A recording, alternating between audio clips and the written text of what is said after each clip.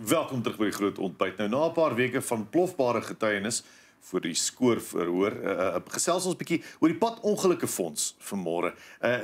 Die eis, die vereniging vir die ek moet dit nou mooi sê, die vereniging vir die beskerming van padongelukslagoffers, APRAF, eis dat die minister van vervoer die in publiek moet verskyn spesifiek en verduidelik hoe sy beplan om die wettigheid te herstel en slagoffers van padongelukke te betaal en nie van 'n onregmatige vergoeding te ontneem nie.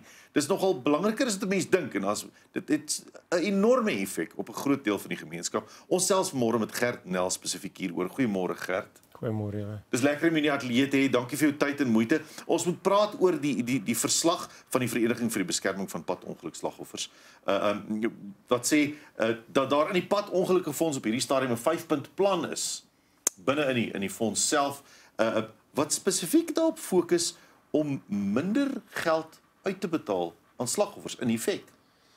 Dis dis een van die aspekte wat nou oor die afgelope paar weke uit die skoor ondersoek aan die lig gekom het, is dat die padongelukfonds 'n beplande strategie ontwerp het om die hele stelsel basies te ontbondel van die nie hersiening van hulle prokureurs wat op hulle paneel was se kontrakte, die implementering van 'n nuwe auditstandaard, 'n raadskennisgewing wat dit amper onmoontlik maak vir enigiemand van die publiek om 'n eis in te dien en natuurlik van werknemers in sleutelposisies ontslae te raak wat verantwoordelik was vir die indiening, die administrasie en die afhandeling van eise. So hulle het baie mooi gaan sit en dink hoe hulle hierdie stelsel kan afbreek en dit nog steeds van buite af laat lyk asof hulle sukses maak daarvan.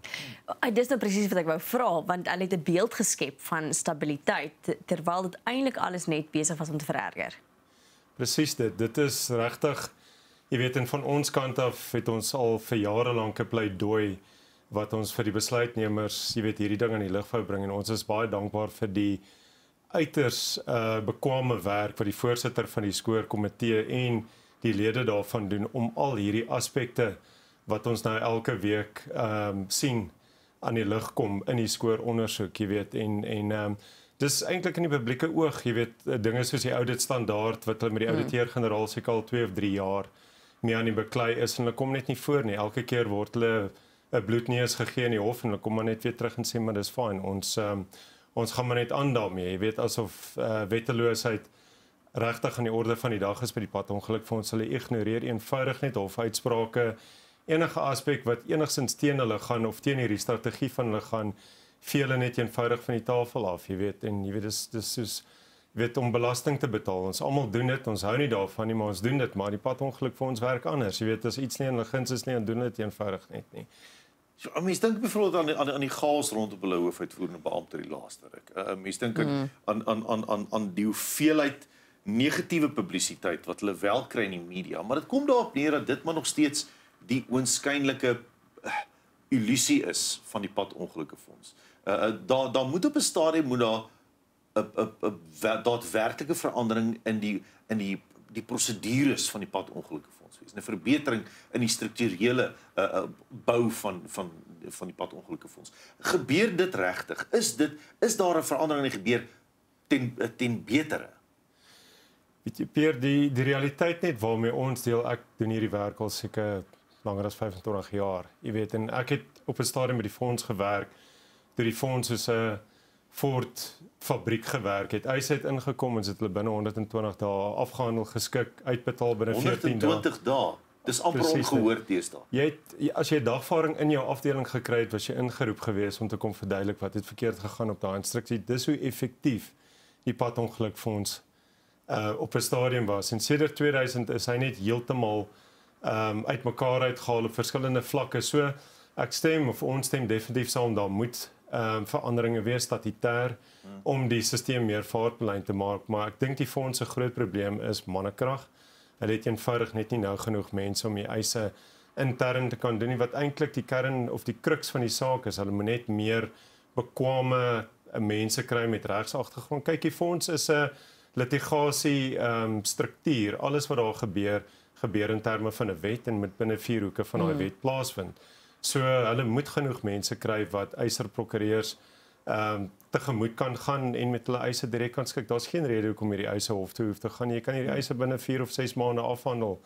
Dis nie, jy weet, maar dan moet daar die politieke wil wees om dit te doen. Jy weet, so ons verneem nou die minister is blykbaar besig om die voordele skema wat 'n paar jaar terug deur die parlement afgewys is weer lewe in te probeer blaas. Jy weet, en wat bitter jammer is, want ek dink sy moet net by die belanghebbendes en die mense wat op grondvloer vlak met die fonds werk, konsulteer en werkbare planne, jy weet, om 'n pleister op 'n ding te gaan sit wat gered kan word andersins met 'n paar, jy weet, bekwame besluite en skuwe. Jy weet, eerder as om 'n hele nuwe stelsel te implementeer wat dalk in elk geval nie, jy weet, gaan slaag nie, dink ek nie is in enigiemand se belang nie. Wel, hier is die vraag. Jy het vroeër genoem dat die padongeluk vir ons eintlik net doen wat hulle wil. Hulle gaan hof doen, hulle doen eintlik net wat hulle wil. So jy sit met daai kant, dan sit ons met daar moet hervorming en herstrukturering gebeur en dan sit jy by die minister. Wat ek nou so aanneem is dan eintlik maar haar verantwoordelikheid om 'n oorsigrol te speel. Speel sy daai oorsigrol of hoe kry mense 'n entiteit wat eintlik net doen wat hulle wil om te gaan, okay ja, ons gaan hier wees vir die hervorming. Weet jy, baie goeie voorbeeld is 'n jaar terug het sy in die parlement in 'n skoorkomitee vergadering vir die voormalige uitvoerende hoof en sy raad gesê hulle moet die auditstandaard wat nou al vir 2 of 3 keer in die hof onwettig verklaar is, abandoneer en teruggaan na die oorspronklike standaard. Verlede week was die padongelukfonds voor die parlement om hulle jaarverslag voor te lê gebaseer op die onwettige verslag. So hulle het 5 jaar nou al gekwalifiseerde auditverslag. So dit sê vir my sy het of nie 'n greep op wat by die padongelukfonds gebeur nie of sy gee eenvoudig net nie om nie, want die auditstandaard en die raadskennisgewing en 'n onwettige eisvorm wat dit onmoontlik maak vir eisers om in te dien, is die kern van hierdie kwaad en sy ignoreer dit net eenvoudig. Dis nie iets wat onder 'n emmer plaasvind nie, dis in die publieke oog. Dis elke week in skoor op TV, die publiek sien dit, ons almal weet daarvan. En dis net asof sy haar kop in die sand druk en hoop dit gaan weggaan. Dink jy as mens vir minister Barbara Creecy, want sy is die minister, vra, hierdie vrae reguit vra, sal sy enigstens antwoorde hê? Persoonlik en met alle respek dink ek nie sy gaan nie, want as sy in die rigting gaan van die voordele skema, dan beteken dit wie ook al adviseer haar op 'n verkeerde vlak in terme van wat die fonds se korttermyn oplossings is. Daar is definitief vooruitsigte vir langtermyn oplossings wat ons, ek dink, definitief 'n baie goeie en 'n bruikbare aandeel in kan hê as ons die geleentheidsgebied sal word om met haar daaroor te kan praat, maar op die korttermyn het ek nog niks gesien wat sy doen om enigsins die slagoffers se behoeftes daadwerklik aan te spreek nie. Jy weet, die feit dat sy 'n vorm in plek hou wat daartoe gelei dat daar 68% afname in suksesvolle eise wat ingedien word, tot gevolg gehad het, behoort vir te kan sê daar's iets ernstig fout met daai stelsel en hulle handhaaf dit.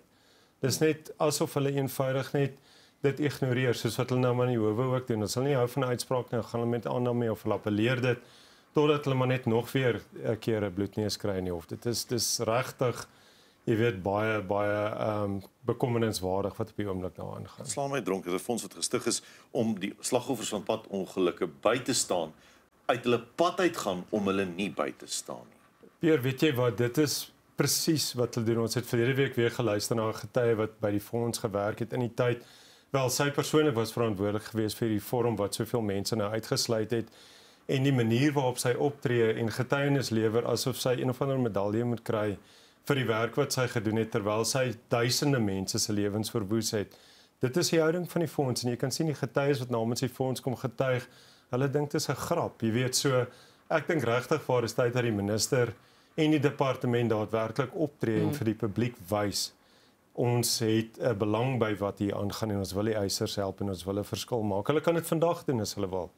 Deur 'n paar maklike stappe, eenvoudige stappe te implementeer en hulle ignoreer dit nie. Ek weet nie of hulle wag vir skoor om nog 'n geraamte uit die kas uit te kry nie, want ek dink daar sal die hele begrafplaas vol van hulle. Jy weet, en ek dink dit is nou tyd vir hervorming. Ek dink die meeste van dit wat ons almal vermoed het by die fonds aangaan is nou ontbloot en ek dink dis nou, dis nou die tyd om daaraan aandag te gee en te weet seker te maak dat padongelukfonds slagoffers, soos jy sê, vir wie die wet geskep is. Ek bedoel daai wet is geskep om die wydste moontlike dekking vir padongelukfonds slagoffers te gee en tans is die padongelukfonds se implementeringsplan om presies die teenoorgestelde te bereik. Dis skokkend. Dis amper ondenkbaar. Baie dankie Gert vir jou tyd vanmôre. Ons nou die tyd uit. En baie sterkte by APRA vir alles wat julle doen en dankie vir julle harde werk. Baie dankie vir julle.